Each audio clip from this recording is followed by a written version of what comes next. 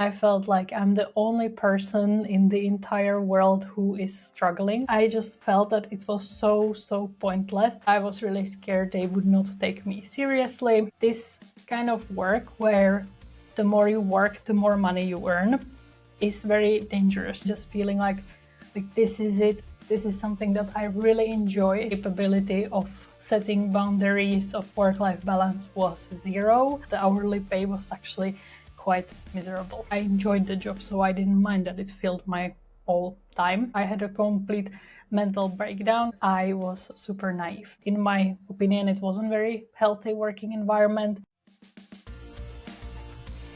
Career Reset, the podcast to help you succeed as a job seeker, by Carolina Newmanen.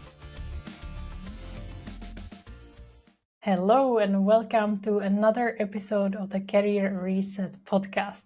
So today I am bringing you this episode that I've been mentioning about my career journey. So basically telling you how I got to where I'm now, what I've gone through in my career, the struggles, how I navigated them, and maybe share some tips for you and so on. Why am I recording this episode? I personally don't think that my specific career story would be somehow very interesting or very inspiring. I think it's actually quite common. But why I'm sharing it is that for most part of the journey, I felt really alone. And I felt like I'm the only person in the entire world who is struggling with some of these things, and that everyone else is managing just fine, and that I am somehow weird and wrong.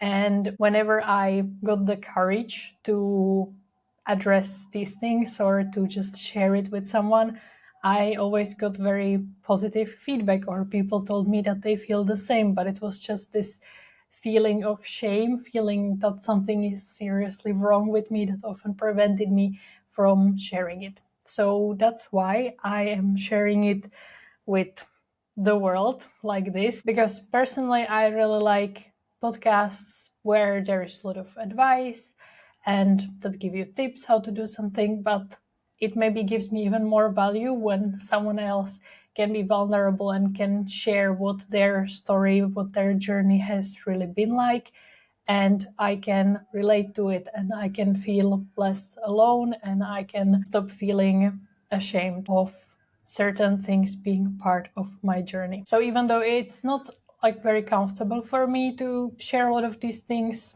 a lot of them I have never really shared openly with anyone, because a lot of them I haven't even fully realized until I started preparing for this episode.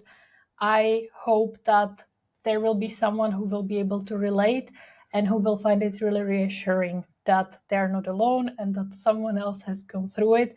And most importantly, that even though you feel like there is no way out and that you will always be stuck, that in the end there is a way out, and that it may not even take as long as you would think. And I also really want to normalize this experience that careers nowadays are very messy, that it's often about figuring out things as you go. It's jumping to random opportunities without really understanding what they're about. And it's like always hoping that something will be the thing, just to realize a few months later that that's still not it and you need to keep looking for something else.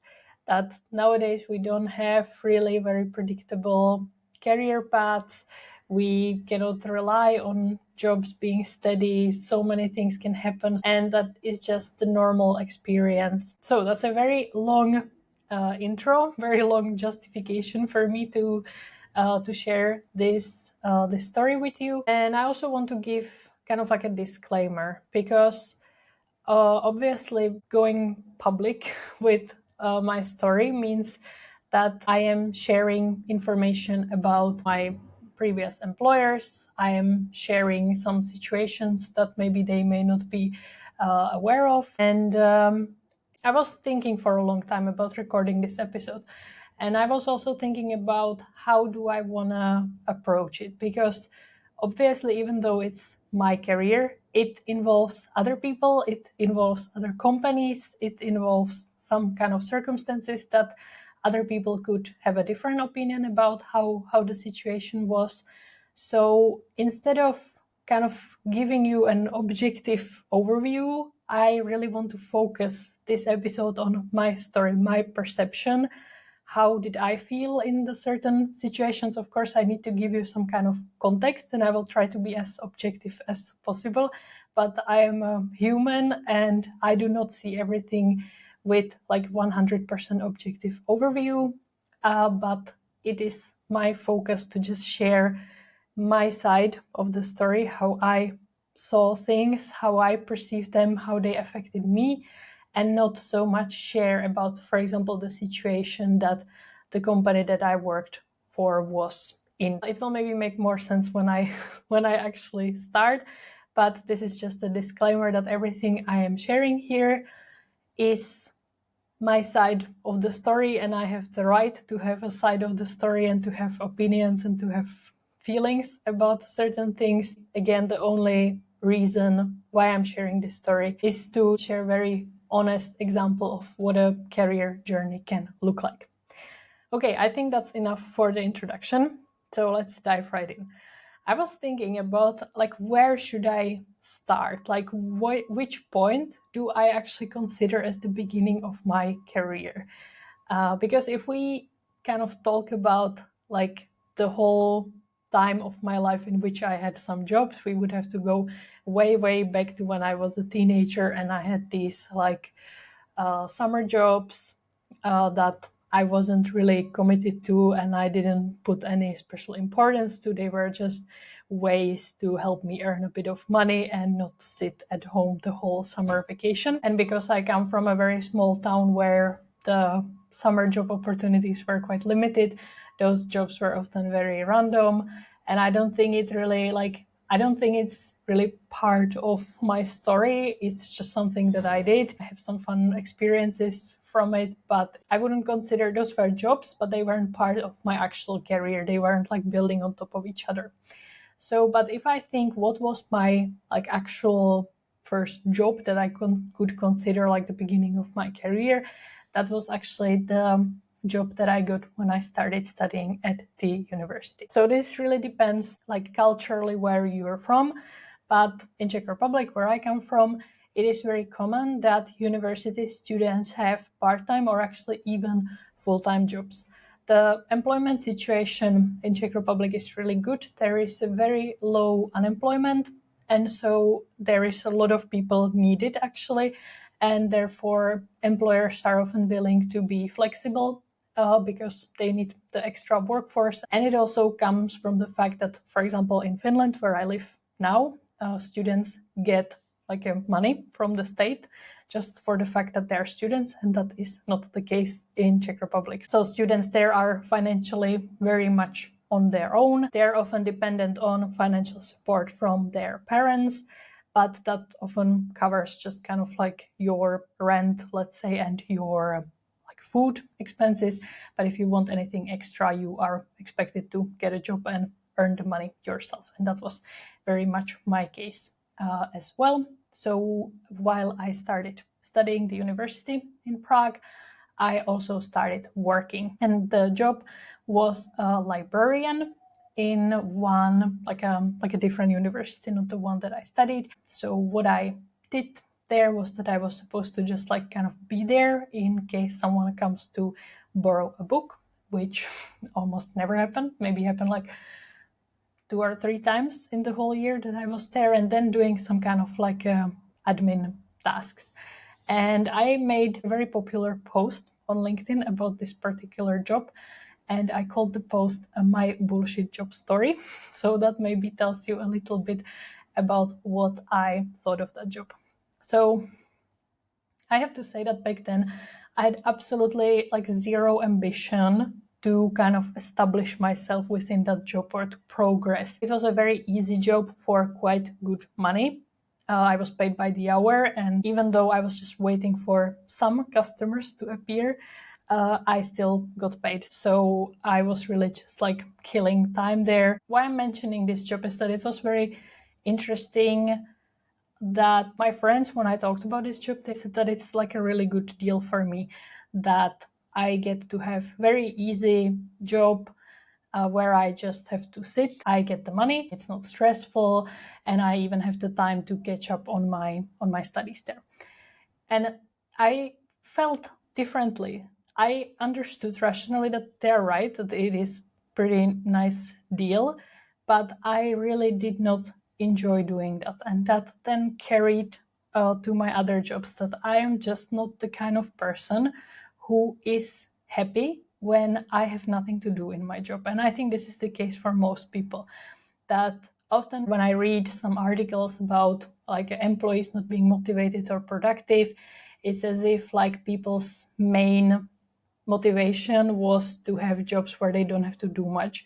But that is not my experience. And honestly, some of the like most miserable I have felt in my career were times when I had to be in some job, or when I had to sit in some office, but I had nothing to do. I just felt that it was so pointless. Nobody was coming to the library. I had a boss who from time to time gave me some like very random admin task that I just didn't care. I just wanted to get it done, or I was hoping that he would forget about assigning it to me. The original plan was that I would stay in this job for my whole studies.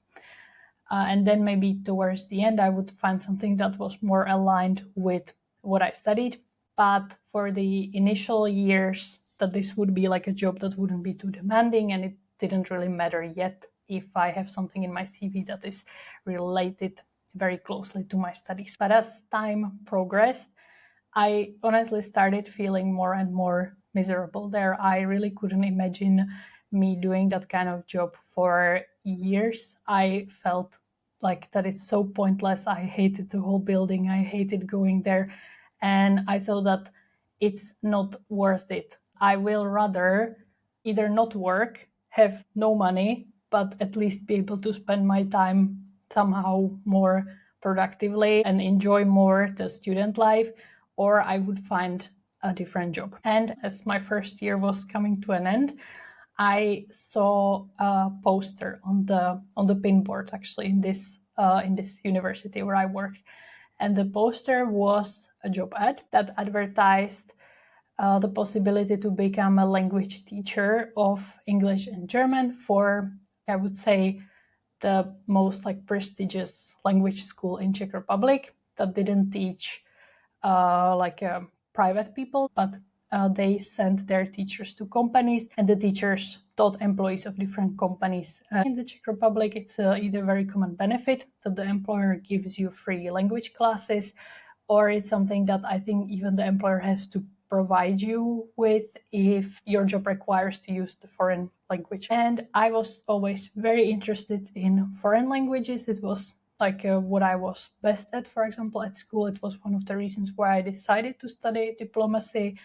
I spent a lot of my free time learning languages, and immediately that job just like drew my attention, and I thought that that would be perfect. That would be something I would really like to do. So just as a funny side note, this teaching job I found through a paper job ad. So I saw the job ad, and there was an email address where I was supposed to send my CV. So I put together some kind of CV. There wasn't much to put there because at that point I graduated high school. I was a first year university student, and I had this one library job to put there. But already then, without really knowing what I know now and what I teach people now, I understood that it's important to communicate my compatibility. So it was a language teacher. So I was thinking like, okay, what all that I have done is related to my ability to speak and teach foreign language. So I, for example, included the fact that I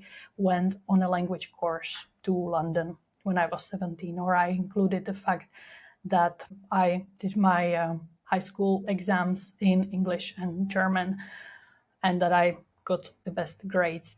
I mentioned the fact that I studied diplomacy, where we had very extensive courses in English and German. I mentioned that I actually was privately tutoring people. That was another like a side job that I did while in high school. I think the CV was good because I focused on the experience and the skills that were relevant for the job. And even though, as I said, I was just a student. I still found things in my background that could fill that one-page CV. They reached back to me that they are interested, and I had like a first interview with them. I don't remember at all what they were asking about. I just remember that part of the interview was like in Czech, in my native language, and then part was in English and in German, and that I was really nervous, and I am really skeptical that it was actually very good, but it was sufficient for what they needed. So they invited me for a second round, which was to prepare like a sample lesson. So the interviewers were pretending that they're students, and I had to pretend that I'm a teacher. I remember that this task, it was a bit intimidating because I've never done it, and it was the first time when I was in some corporate environment where people wore suits and people were proper adults. But at the same time, I already really enjoyed this task to prepare this sample lesson. I know that having to do some kind of a task or a case study is controversial nowadays in the recruitment processes, and that people are not usually very thrilled to have to spend time on doing something for free without having guaranteed result. But another way to approach it is to take it as an opportunity to really think that, do I actually enjoy this task? If the recruitment process has been set well, then the task is usually very related to something you will do on a day-to-day basis. So ideally, you should enjoy it.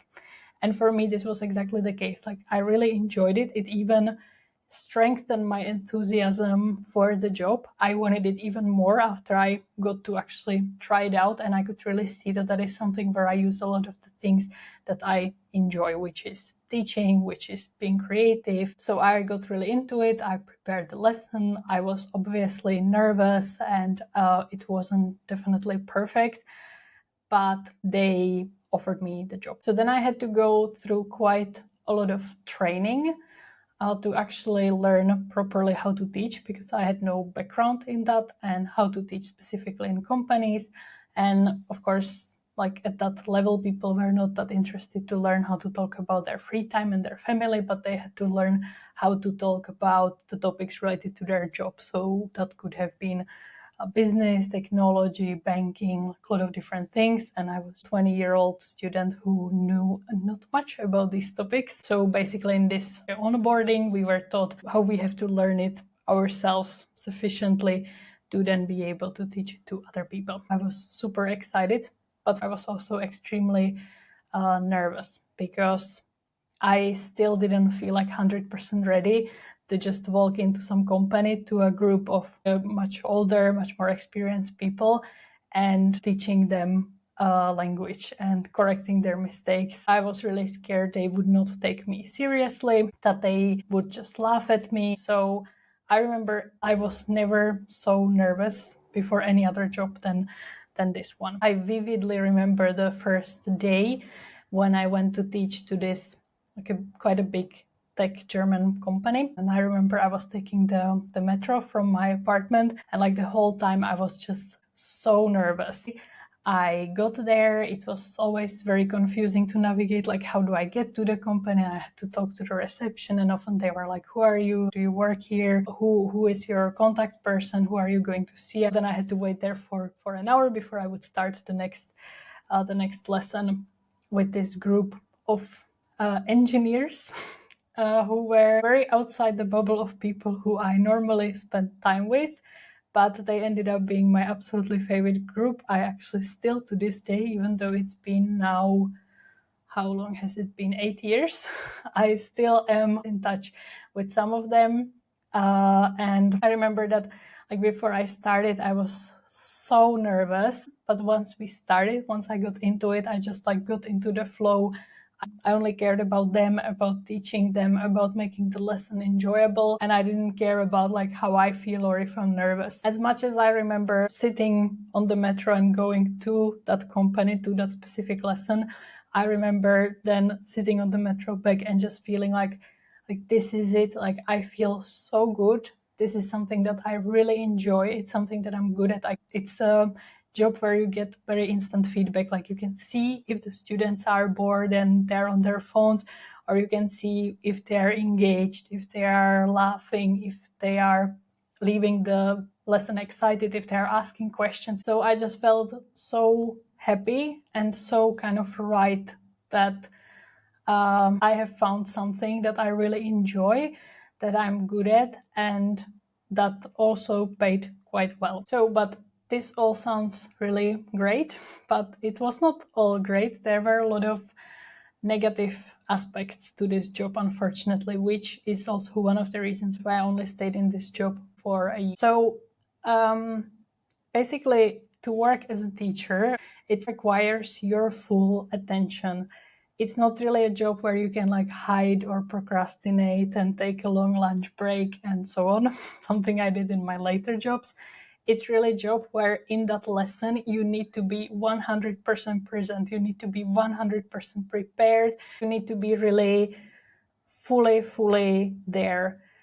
And not just that, to deliver that 60-minute or 90-minute lesson, I had to spend a lot of time preparing. So as I mentioned, because I taught in companies, I often spent a lot of time learning the topics myself. Of course, when I taught some beginners, like we were just learning very basic words. But then when I got a bit more advanced students, that the people wanted to be able to have conversations with their clients, with their suppliers, with their colleagues in different countries. So it was like a very heavy crash course for me to also learn about these topics. So, but I keep getting sidetracked. So the way it worked was that I was paid by the hour. So I was paid for every lesson that I taught. And the pay was quite generous. Like I don't think I would be able to find a job that paid better. It was a lot of money for that 60 or 90-minute lesson. But the thing is that it really only paid me for that lesson that I spent teaching. I was not being paid for the time that I spent preparing. I was not being paid for the time that I spent learning myself either the topics or like improving my language. And I was not paid for the time I spent commuting. And that was like a big part of this job, because I would teach, for example, 4 or 5 lessons in a day, but they would be at completely different parts of Prague. So I spent a lot of time just sitting on the metro that I was not paid for. So in the end, if you calculated how long it took me to prepare for a lesson, to get to the place where I would teach the lesson, and then finally teach the lesson, the hourly pay was actually quite miserable. So if I totaled it, I wasn't paid that well. Second problem, which wasn't like related to the job, but it was related to the way the contract worked, was that I was just paid by the hour, and there was no like a cap of like a maximum amount of time that I would be able to work. The school constantly encouraged me to take on more classes. They were all the time sending me, we would have a new course, new group for you, and you should have time for this in your calendar. They, of course, tried to convince me to take on more work. And at that point, I started really doubting the study program that I was studying. After the first year, I was very disappointed. It wasn't what I imagined it would be, which is very common for new students, that you start with some kind of idea and then the reality becomes a bit different. So in a way, I was glad to take on more work, which I enjoyed, which gave me a lot of purpose and which gave me money at the expense of studies, which I didn't enjoy. I seriously started doubting quitting the studies. And another aspect was that back then, at the age of 20, my knowledge and capability of setting boundaries of work-life balance was zero. I kind of thought that I don't really have the right to say no at this point, and that, like, what do I have to say, that I need free time? Well, that's not really like a very relevant. So even though I was starting to feel that it's becoming a bit too much, I also didn't really know how to say no, because the school didn't really like it when the teacher said, no, I don't want to take on more classes. So that didn't help. In that sense, in my opinion, it wasn't very healthy working environment. So I started working a lot, and also there was this opportunity to take substitute classes. So when some teacher was sick, they offered the other teachers to take over to like substitute. And I really started enjoying this aspect, and I started taking a lot of these substitute classes because I went to different companies and I met a lot of different people. I was finally in the real world. That was super interesting to me. I visited like the top companies in the country. I was in their offices, especially if it was some individual class, because the individual classes were very, very expensive. Those were not offered like to some junior workers. They were offered to managers, to C-level people, and I was able to spend like an hour talking with them. And if they were a bit more advanced in the language, basically all they wanted to do was just to talk in the foreign language, to talk about their job. And I just listened and corrected a few mistakes or helped them when they didn't know some word. It was almost a bit like a therapy for them, that some teacher from outside came to their office and they could just let it all out what was happening. So this aspect was super valuable to me, that I started to understand how companies work, how jobs work. I learned so much insight because they didn't really hold back. They thought that I'm not some like competitor or someone, I'm just a teacher, they can tell me anything. So I remember that I would almost every day look at this website where we could see what substitute classes were available. And when it was some like cool company, I immediately wanted to go there. And in a way, I'm glad that I did.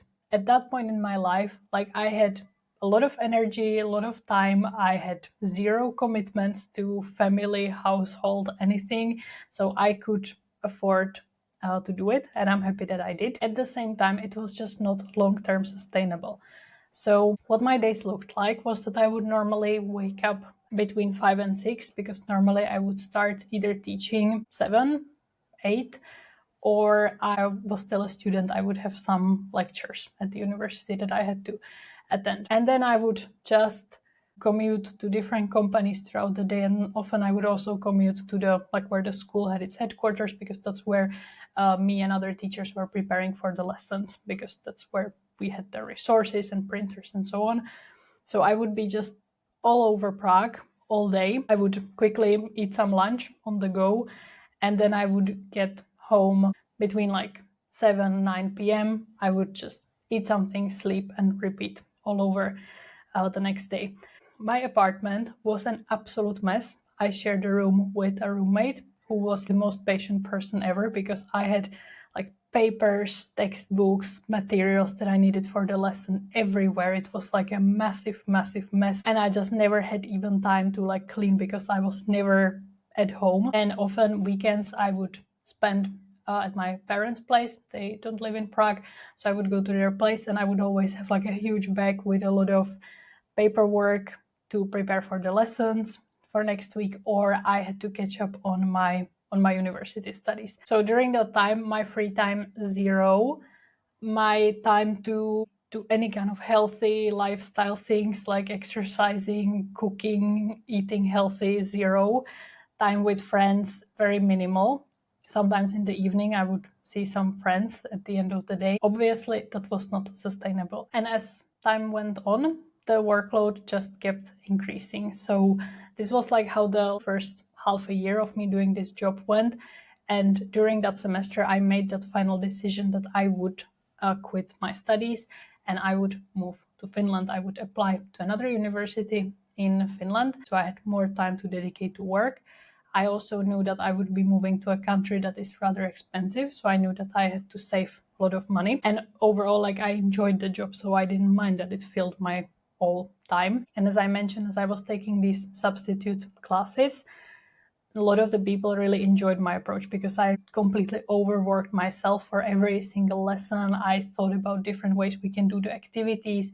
I often prepare different games. I didn't just like open a textbook with the students and okay, let's do this. I really thought how to make it engaging, how to make it interesting for them, because if they were engaged, it was just better experience. So because they often had me for like 1 or 2 weeks and they really enjoyed it, they would then reach out to me and ask if I would be willing to teach them privately.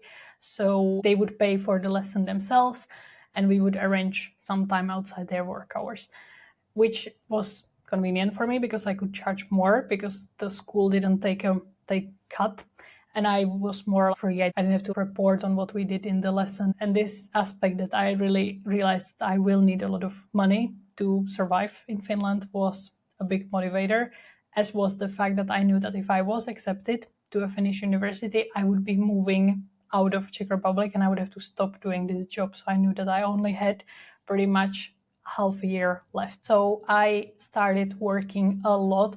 Like the money I was earning monthly was so good that even many people who worked full-time jobs were not able to earn as much as I did. But it took a big toll on my health. Obviously, where was I supposed to take the time from? I started cutting a lot on my sleep. I would still, as I mentioned, that I would come home at 7 or 9 p.m.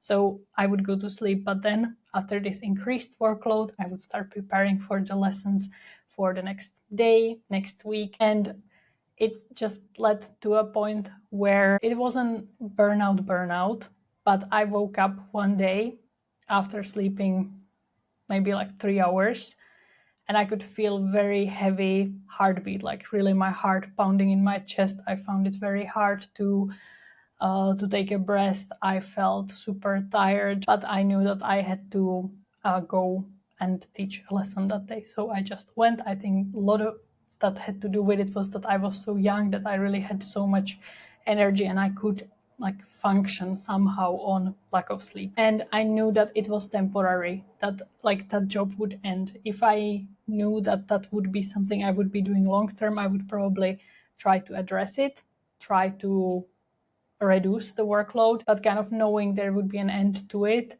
helped me to say, okay, I can do this for a few months and then everything will be fine. And also, I was at this point in a long distance relationship, which meant that roughly every month, I would have like a week to be with my then boyfriend and to take care of myself and to just like not work and not study. And I think that always saved me. Although always on the first day when we saw each other, I had a complete mental breakdown, which back then I did not understand like what was going on. I was supposed to be happy that we finally see each other, but I was often just crying the whole first day. But now looking back, I understand that I was always just like so exhausted from the job that finally like I could let it out. My brain finally had time to realize what it's going through. So I somehow managed to get through half a year of this craziness. I managed to save a lot of money. I was really happy with that. I was accepted to the Finnish university, so I knew that I would indeed be moving out of Czech Republic. I was really sad that this job would end, but at the same time, I just didn't feel capable to create some kind of normal balance, to be able to sit down and say, okay, this amount of lessons is normal, I can manage that, and I need to let go of the rest. This kind of work where the more you work, the more money you earn is very dangerous for someone like me and for this kind of situation where I did something that I enjoyed. I still enjoyed the job. It wasn't that I was just like dragging through it, but I could feel that it's taking a big toll on my health. So then that summer, after my second year of university, I announced that I would be ending. They were quite sad because I was a good moneymaker for them and I got really good feedback.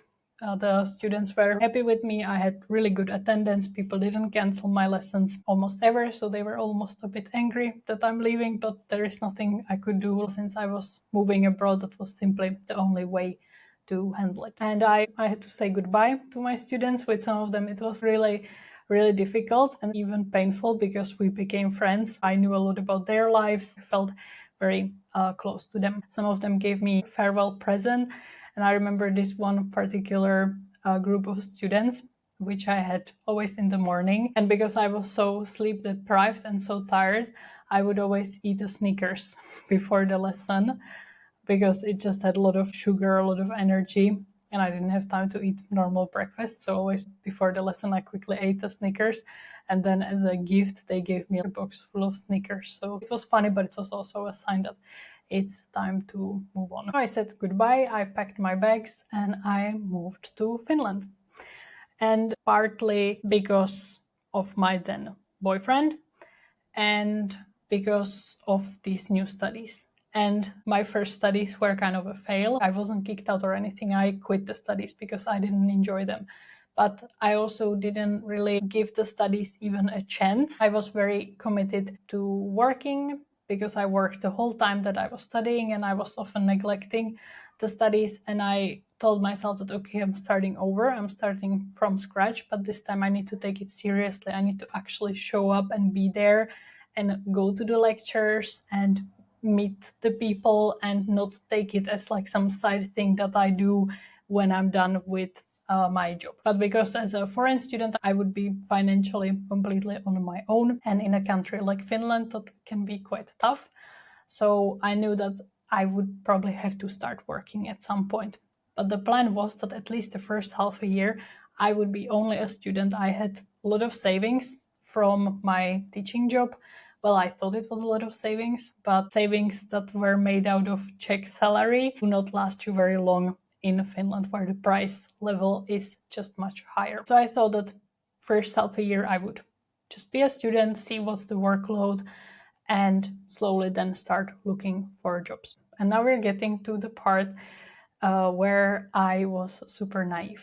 I didn't really think that finding a job for me in Finland would be any kind of trouble, because I spoke fluent English, I studied in English, and I already had some work experience, and I was smart and capable. And I thought that like English is quite widely spoken in Finland, and that I would be able to find a job even without knowing the local language. I knew that it would be some kind of very basic job. It probably wouldn't be something like related to my field, but I thought that when I decide to find a job, I will find a job. So the first half a year went.